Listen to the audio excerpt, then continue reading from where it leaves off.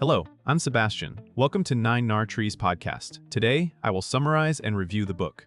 An Impossible Marriage by Laurie Krieg is a reflective Christian memoir and pastoral exploration of a mixed orientation marriage, a union in which spouses experience differing patterns of sexual attraction. Drawing on the author's lived experience as well as widely discussed themes in contemporary Christian conversations about sexuality, discipleship, and covenant, the book examines how a marriage can be both complicated and resilient when expectations about desire and identity do not align. Rather than treating marriage as a simple proof of personal change or a quick solution to sexual ethics debates, Krieg emphasizes honest self-knowledge, spiritual formation, and the daily practices that sustain love. The narrative invites readers to see vows, friendship, and sacrifice as central to marital faithfulness, while also acknowledging grief, confusion, and unmet hopes that can accompany such a relationship.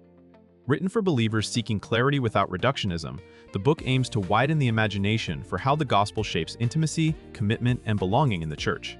I will give you key takeaways from this book. Firstly, defining a mixed orientation. Marriage without sensationalism, a central contribution of the book is its attempt to describe mixed orientation marriage in a grounded, humane way. Rather than presenting it as a spectacle, an apologetic weapon, or a universal template, the story frames it as a real covenant between two people whose experiences of attraction differ. This matters because public discussion often turns marriages like these into symbols, either celebrated as evidence that everything is easy with enough willpower, or dismissed as inherently harmful. Krieg instead draws attention to the complexity. Attraction is only one component of marital life, yet it can affect confidence, tenderness, and expectations. The book also highlights the importance of clear language. Readers are encouraged to distinguish between attraction, behavior, identity, and commitment, and to recognize that faithfulness is not the same as erasing a person's inner experience. By addressing misconceptions on all sides, the narrative creates room for couples and pastors to talk about these marriages with sobriety and compassion. The goal is not to persuade everyone into one conclusion, but to invite honesty, reduce stigma, and help the church approach the topic with careful discernment. Secondly, covenant love as daily practice, not romantic certainty. The book repeatedly points toward an understanding of love that is practiced rather than presumed. In many Christian settings, marriage is expected to run on a steady engine of mutual desire and romantic confirmation. A mixed orientation marriage can expose how fragile that assumption is, forcing a couple to ask what holds them together when feelings shift, attractions do not mirror each other, or cultural scripts do not fit. Krieg explores how covenant can be lived through concrete habits, truth-telling, repentance, mutual service, and choosing tenderness when it is costly.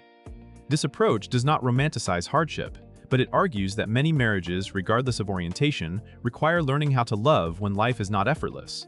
The book also invites readers to see friendship as a vital category for marriage, not a consolation prize. Companionship, shared mission, and spiritual partnership become meaningful supports alongside physical intimacy.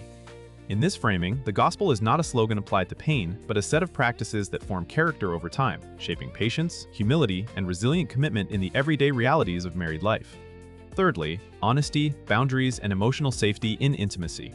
Another major theme is the role of honesty and boundaries as foundations for trust.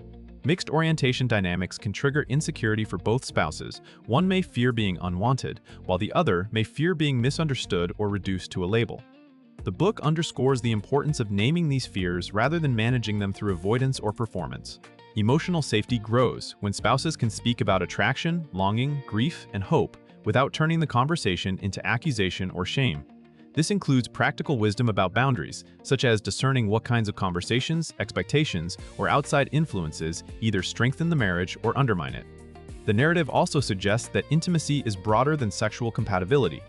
Couples may need to cultivate multiple pathways of closeness, meaningful conversation, affection, shared routines, prayer, and mutual care.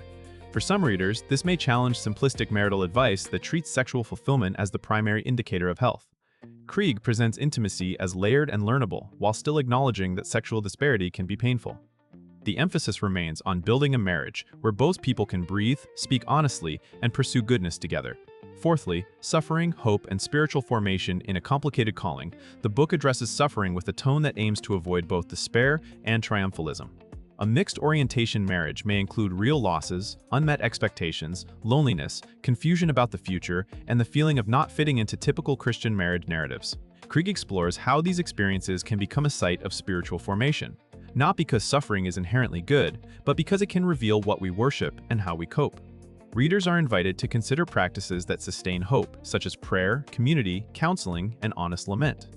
The book also points to the difference between choosing hardship for its own sake and faithfully responding to the life one has. In that sense, the marriage is presented as a calling that requires ongoing discernment, not a one-time decision that eliminates struggle. This topic resonates beyond sexuality debates, speaking to any couple navigating chronic tension, mental health challenges, or mismatch in desires. The overarching message is that Christian hope does not demand pretending everything is fine. It means believing that God can work within complexity, shaping endurance, compassion, and a deeper dependence on grace. Lastly, what the church must learn. About belonging and pastoral care, a final important topic is the book's implicit critique of how churches often handle sexuality and marriage. Communities may pressure people into quick narratives, either a testimony of total change or a warning story that confirms prior assumptions. Krieg argues for a more patient pastoral posture that prioritizes discipleship, wise support, and genuine belonging. Mixed orientation couples often need space to be ordinary members of the body of Christ, rather than being treated as projects, debates, or public examples. The book suggests that pastors and friends should resist prying questions and instead offer practical care, prayer, confidentiality, counseling referrals, and friendship that does not depend on a couple's perceived success. It also highlights the importance of theological humility. Not every question about identity, attraction, and ethics is resolved by a slogan, and the lived reality of a couple can be more complicated than the categories used in public arguments. In calling for deeper empathy, the narrative pushes readers to examine how church cultures can unintentionally reward pretense and punish honesty. The result is a vision for communities that tell the truth while still making room for people to grow, heal, and remain connected. In conclusion, this book is best suited for Christians who want to think carefully about sexuality, marriage, and discipleship without reducing real people to talking points. Mixed orientation couples and those considering such a marriage can benefit from the emphasis on honesty, boundaries, and the slow work of building trust. Pastors, counselors, and ministry leaders will also find it valuable as a window into the pastoral needs that often remain hidden when church conversations become abstract or polarized. The book can benefit a reader's life by expanding the definition of faithful love beyond romantic certainty, encouraging practices that strengthen emotional safety, and modeling how lament and hope can coexist in a marriage that does not match common expectations. It is worth buying compared to similar books because it resists simplistic outcomes and instead offers a nuanced, lived perspective that does not treat marriage as a cure, a spectacle, or a debate tactic. The focus on covenant, friendship, and spiritual formation gives the reader practical and theological traction, while the compassionate tone invites both conviction and humility. Readers looking for clarity with kindness will find this a meaningful and challenging resource. If you would like to support Laurie Krieg, you can buy the book through the Amazon link I've provided in the podcast description. After reading the book, please let me know what you think and share your thoughts. See you around.